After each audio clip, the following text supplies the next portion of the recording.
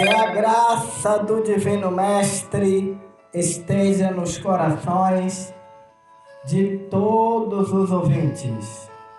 Quem fala com vocês é o pastor Fábio, pastor da Igreja Evangélica Chamas Vivas sobre o Altar. E eu quero falar com vocês que sempre está participando das aulas teológicas. Eu quero pedir a vocês para estar compartilhando pelo Facebook, também pelo WhatsApp. E se você não é inscrito no canal, aonde tem todas as aulas de teologia, você entra aí no YouTube e você vai colocar assim, Igreja Evangélica Chamas Vivas sobre o Altar. Você vai lá, se inscreve, dá um like e deixa o seu comentário. Se você também quiser me seguir no Instagram, você vai colocar Pastor Fábio Silva 11. Pastor Fábio Silva 11. Quer saber meu WhatsApp? Meu WhatsApp é 19989199513. A partir de agora, vamos entrar na aula 13, aula de soteriologia. Aula 13, aula de soteriologia. Eu quero falar com os meus queridos alunos e alunas. Eu quero falar que a soteriologia é a disciplina teológica que trata da salvação. E para que você saiba, o nome salvação, o seu nome deriva do grego sotéria, que significa salvação, logia, ou seja, o estudo da salvação. Na teologia cristã histórica, percebe-se que a salvação é tão somente pela graça divina. Diante dela, o ser humano torna-se disposto a crer e a confiar em Deus, passando a viver na dependência dessa graça, e a ação do homem não tem participação na obra da salvação, isto é, não há algo de sua parte que colabore com a sua própria redenção. Ela é a ação unilateral de Deus. Então, se alguém lhe perguntar o que é soteriologia, quando falar sotério, você já vai saber que é sotéria. Você já vai saber que é salvação. Logia, estudo. Bote isso na memória. Sotéria, salvação, logia é estudo, que procura estudar tudo sobre a parte histórica da salvação, da graça divina do ser humano, sobre a crença, sobre a confiança em Deus, sobre o viver na dependência da graça. Nós sabemos que a graça é um favor imerecido, na qual nós não merecemos, mas pela graça nós somos salvos. Nós passaremos a compreender sobre a ação do homem, que não tem participação na obra da salvação, mas Deus, por sua infinita graça e misericórdia, Ele nos dá a salvação através da redenção unilateral de Deus. É só Deus que pode fazer isso. Então, nós estamos na aula 13 de soteriologia e espero que você esteja compreendendo o assunto.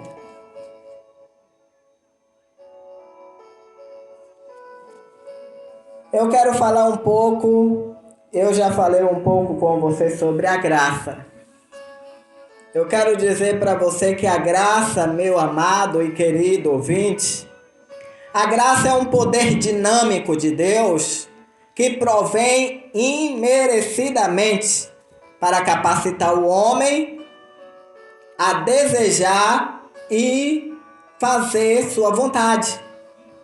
Está lá em Filipenses, capítulo 2, versículo 13, 1 Coríntios, capítulo 1, versículo 4 até o versículo 5, 2 Timóteo 1, 9, Tiago, capítulo 1, versículo 18, 2 Coríntios 3, 5, Hebreus 13, 21, Isaías 26, 12, Jeremias 10, 23, Provérbio 16, 9 e Provérbio 20, 24, 1 Coríntios 15, 10, tudo fala sobre a graça, que é um favor imerecidamente para capacitar o homem a desejar fazer a sua vontade. Agora eu quero falar um pouquinho com vocês sobre a predestinação. A predestinação é o conselho ou decreto de Deus concernente aos homens decaídos. É o conselho, o decreto de Deus concernente aos homens decaídos, incluindo a eleição soberana de uns e a justa reprovação do restante. Os dois aspectos da predestinação. A eleição, eu quero falar agora sobre a eleição. A eleição é o ato de Deus pelo qual Ele, em seu soberano beneplácito, sem levar em conta nenhum mérito previsto nos homens, escolhe um certo número deles para receberem a graça especial e a salvação eterna. Então isso faz parte da eleição, que é o ato eterno de Deus, pelo qual Ele, em seu soberano beneplácito, leva em conta nenhum mérito, não tem mérito. Nós somos eleitos sem nenhum mérito. Nós somos eleitos pela graça, pela misericórdia e pela compaixão de Deus. Agora eu quero falar sobre a reprovação. Reprovação é o decreto eterno de Deus pelo qual Ele determinou deixar de aplicar a um certo número de homens as operações de sua graça especial. É a punição por seus pecados para a manifestação da sua justiça. Os dois aspectos da reprovação são preterição. São preterição e condenação. Pensamento, a soberania divina e a soberania humana certamente são contraditórias entre si, mas a soberania divina e a responsabilidade humana não. Eu quero falar agora com vocês sobre vocação. Vocação ou chamada é o ato de graça pelo qual Deus convida os homens, através da sua palavra, a aceitarem pela fé a salvação providenciada por Cristo. Eu quero falar sobre união. União é a ligação íntima, vital e espiritual entre Cristo e o seu povo, em razão da qual Ele é a fonte da sua vida e o poder da sua bem-aventurança e salvação. Efésios 5:32, Colossenses 1:27. E quando falamos em vocação, nós temos vários versículos também. 1 Coríntios 1:9, 1 Tessalonicenses 2:12 e daí por diante. Eu quero falar agora sobre regeneração. Regeneração, meu irmão, é o ato de Deus pelo qual o princípio de uma nova vida é implantado no homem e a disposição dominante de sua alma é jornada santa e a comunicação de vida divina, a alma que implica numa completa mudança de coração. Quero falar com vocês também sobre conversão. Conversão é o ato exterior visível e prático da salvação operada na vida do pecador. Regenerador, os dois aspectos da conversão são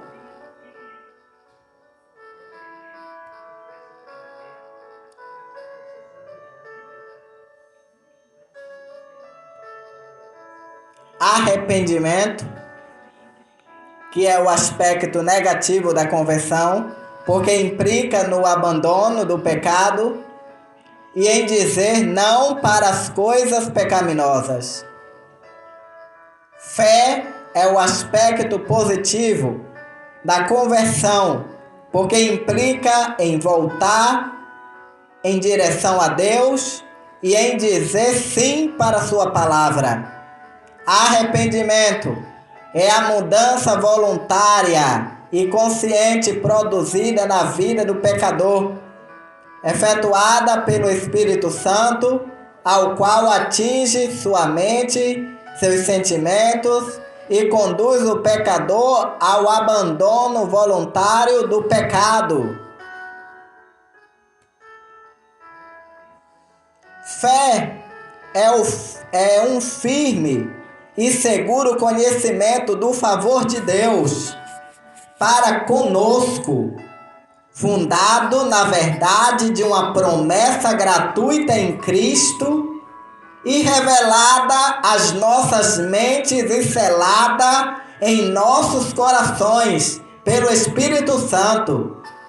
As Institutas 3:2:7 de Calvino, que fala sobre a justificação, é um ato judicial de Deus, no qual ele declara, com base na justiça de Jesus Cristo, que todas as reivindicações da lei estão satisfeitas a favor do pecador.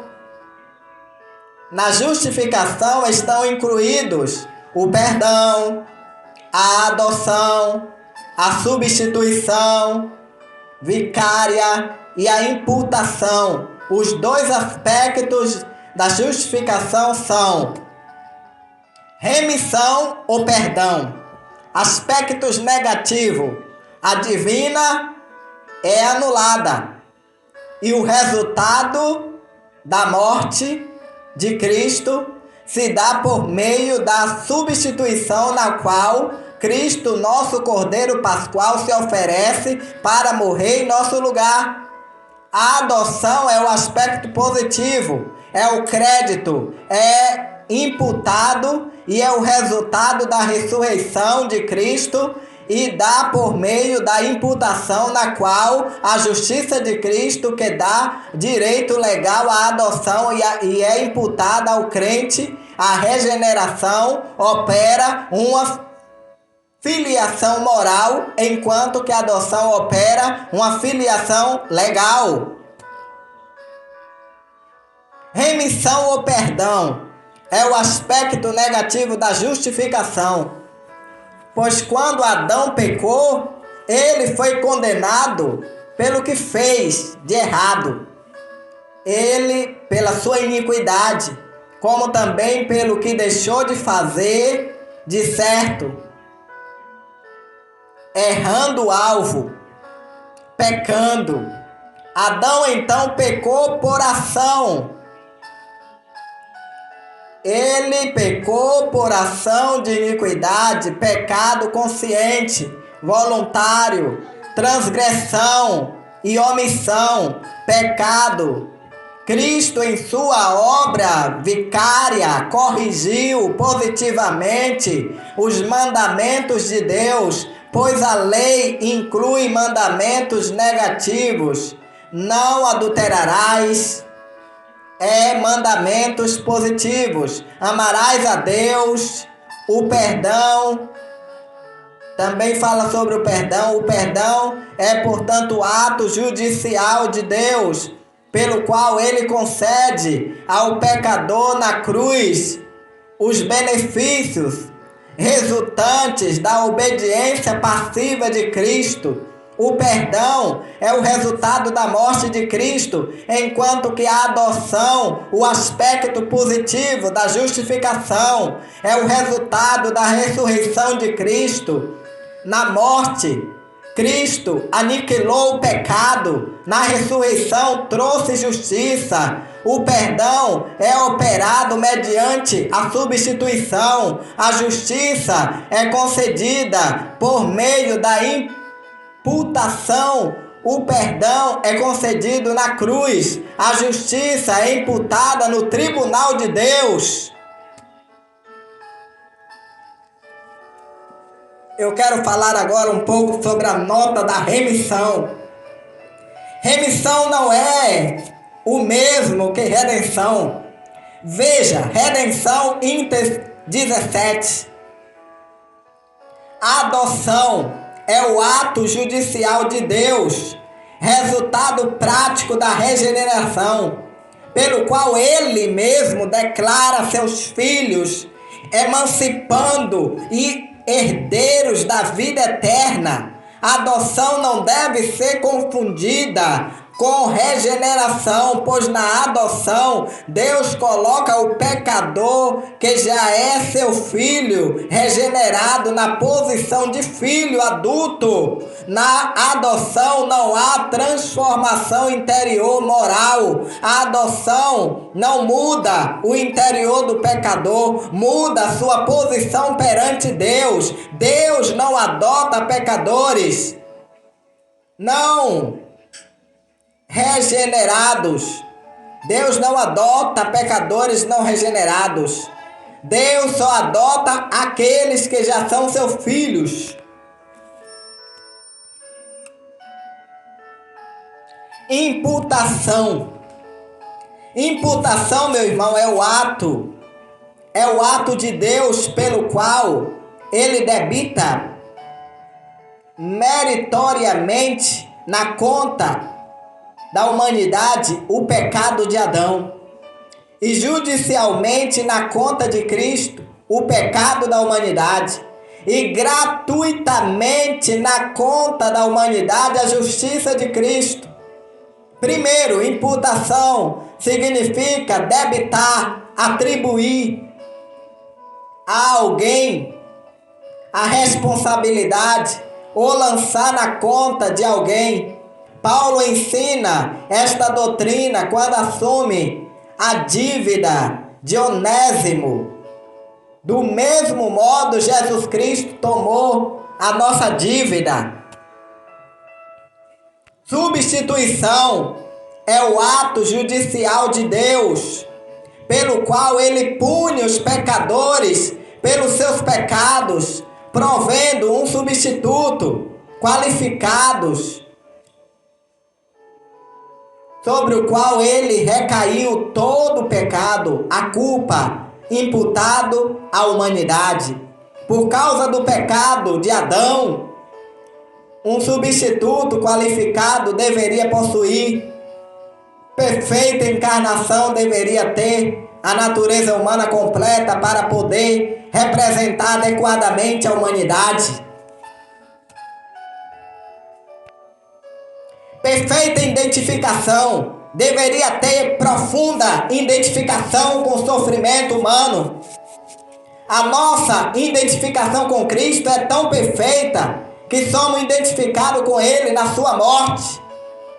Perfeita santidade, um homem comum não seria um bom representante da raça humana. O substituto deveria ser santo, inocente, sem mácula, separado dos pecadores. Um mortal comum não poderia salvar ninguém, pois sendo mortal, não se salvaria nem a si mesmo.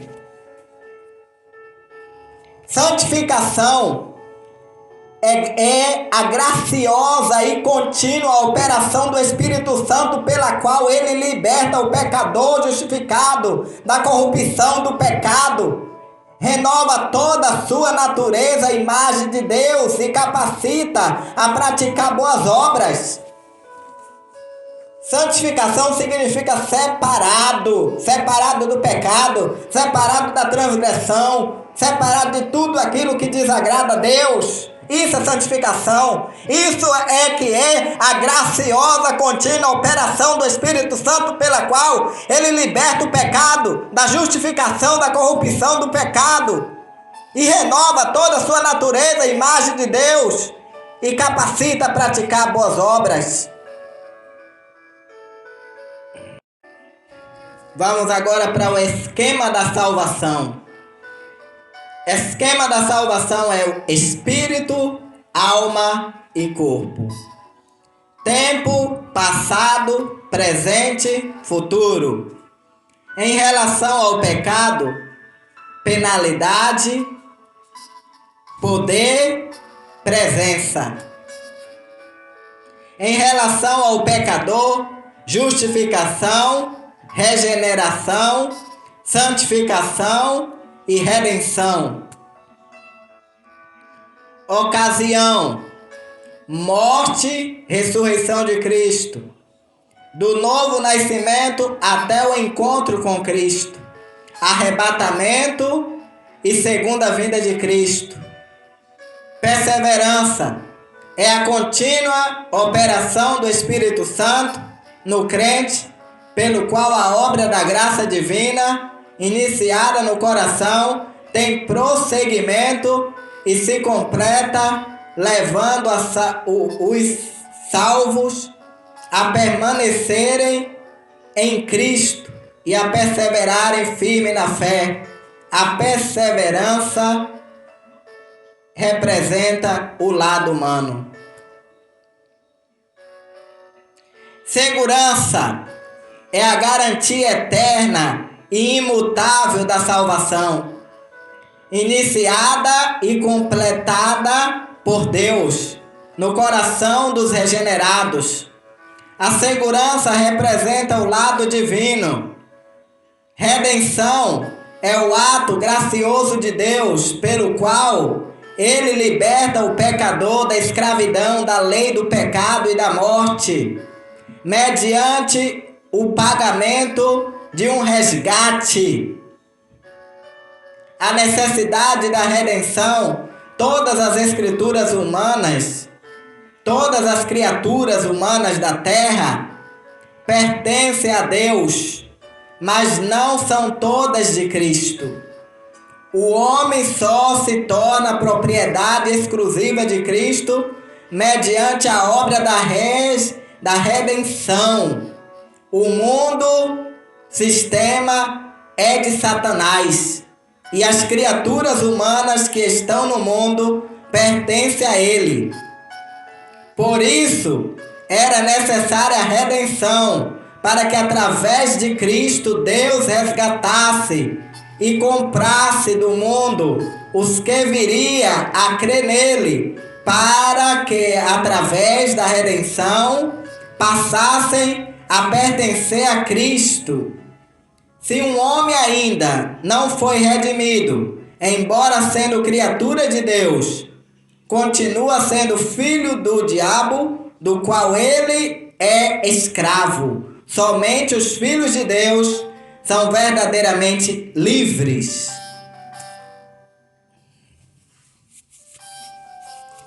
A natureza do Redentor deveria ser perante o próximo da vítima. Era ele o Redentor, no hebraico, que deveria resgatar o sangue da vítima assassinada. Era ele quem deveria resgatar a possessão da família que fora vendida. Deveria resgatar a pessoa cujo empobrecimento forçou a se vender a um não-judeu. Em Ezequiel, a expressão "os homens do teu parentesco significa os homens da tua redenção. O Redentor deveria preencher certos requisitos. Deveria ter parentesco do escravo a ser resgatado. Deveria ser meio com o que pagar o resgate. Deveria querer efetuar o resgate. Deveria ser livre e não poderia ser escravo. Um escravo não pode resgatar um outro escravo. Cristo é o nosso Redentor. Ele se fez nosso parente próximo. Ele pagou o seu sangue. Ele nos resgatou voluntariamente. Ele não tinha pecado, mas ele morreu pelos nossos pecados. Ele morreu pelas nossas iniquidades. Esse é o nosso Cristo. Esse é o nosso Salvador. Amém, meus irmãos? Neste exato momento, vamos orar ao Senhor. Bendito Deus e eterno Pai, diante da Tua presença, eu quero te apresentar esta aula de soteriologia, aula 13, e eu quero pedir a Ti, ó Pai, para que o Senhor continue aplicando nos corações de todos os irmãos e amigos que estão aprendendo teologia pelo canal da Igreja Evangélica Chamas Vivas sobre o Altar, pelo WhatsApp, pelo Face. Eu abençoo a cada uma dessas pessoas e eu ministro a Tua paz. Eu ministro o Teu amor em o nome de Jesus. Estão todos abençoados. E eu quero falar com vocês que continuamos precisando da ajuda de vocês para construção lá em Itapevi. Se você sentir no teu coração de lançar a sua semente, só é você pedir, Pastor Fábio, coloque o número da sua conta que eu vou estar fazendo a minha contribuição. E eu estarei colocando o número da conta. Ok? Vamos para a bênção apostólica. Que a graça do Senhor Jesus Cristo e o grande amor de Deus e as consolações do Espírito Santo esteja com todos vós. Tchau a todos.